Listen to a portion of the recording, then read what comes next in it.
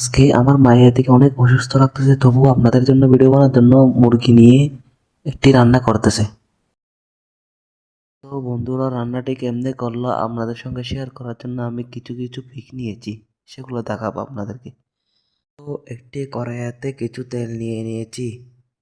তেলগুলো কিছুক্ষণ গরম করতে হবে। এরপর পেঁয়াজ, আদা, রসুন, তেজপাতা, ডালচিনি, এলাচি সবগুলো দিয়ে একটি গরম মশলা করব।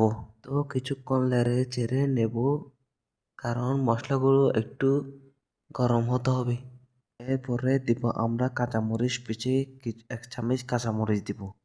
মরিচগুলো পিষে দিলে অনেক মজাদার একটি রান্না হয়, তাই আমরা কাঁচামরিচগুলো পিষে দিব।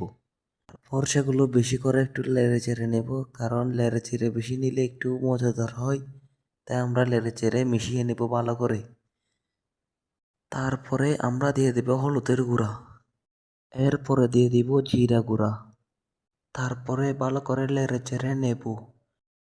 ভালো করে নেড়ে চেড়ে নিলে রান্নাটা মজাদার হয়। তারপরে দিয়ে দিব আমরা ধনিয়া গুঁড়া, এক চামচ নিব। আমরা ধনিয়া গুঁড়া নিয়ে মিশিয়ে নেব সুন্দরভাবে। আমরা ধনিয়া গুঁড়াটি মিশিয়ে নেব। এরপর সামান্য পানি দিয়ে নেড়ে চেড়ে নিব আমরা সুন্দরভাবে। একটু ভালোভাবে নেড়ে চেড়ে নিয়ে রান্নাটা একটু সুন্দর হয়।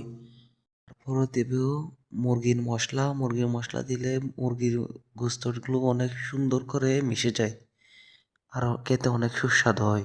তো এরপরে আমরা মাংসগুলো একটা একটা করে দিয়ে দিব। সবগুলো একসাথে দিলে পুড়ে যেতে পারে, তাই একটু একটু করে দিয়ে দিব। মাংসগুলো দিয়ে আমরা সুন্দর করে একটু নেড়ে চেড়ে নিতে হবে। তো আমরা এরপরে একটি ঢাকনা দিয়ে 5 মিনিট বন্ধ রাখবো, তারপরে তুলবো। এরপর মাংসগুলো একটু নেড়ে চেড়ে দিতে হবে, কারণ সেগুলো পুড়ে লেগে যেতে পারে, তাই একটু নেড়ে চেড়ে নিব আমরা ভালো করে। নেড়ে নিয়ে আমরা ঢাকনা করে দেব। 5 মিনিট পর এসে আবার দেখব তরকারিগুলো আর একটু নেড়ে চেড়ে নিতে হবে আমাদের দিকে সুন্দর করে। তো আমরা এরপর কিছু পানি দিয়ে দেব। পানি দিয়ে আমরা কিছুক্ষণ নেড়ে চেড়ে নিব। আবার পানিগুলো মিশে যাওয়ার জন্য আর একটু নেড়ে চেড়ে নিতে হবে। কিছুক্ষণ পর তরকারিগুলো কিরকম হলো, তো আমরা এরপর আবার পানি দিয়ে দেব। আবার পানি দিয়ে আবার নাড়াচাড়া করে নেব সুন্দর করে। পাশে থাকা কিছু লেগে থাকলে সেগুলো নেড়ে চেড়ে দিব। তো এরপর আমরা 10 মিনিট ঢাকনা করে দেব। 5 মিনিট পর, ঠিক 5 মিনিট পর তরকারিগুলো আবার নেড়ে চেড়ে দিতে হবে, কিন্তু সেখানে লেগে যেতে পারে, তাই আবার নেড়ে চেড়ে নিতে হবে। আমরা 5 মিনিটের জন্য ঢাকনা করে দেব। 10 মিনিট পর আমাদের রান্না ঠিক এরকমটাই শেষ হয়ে গেল।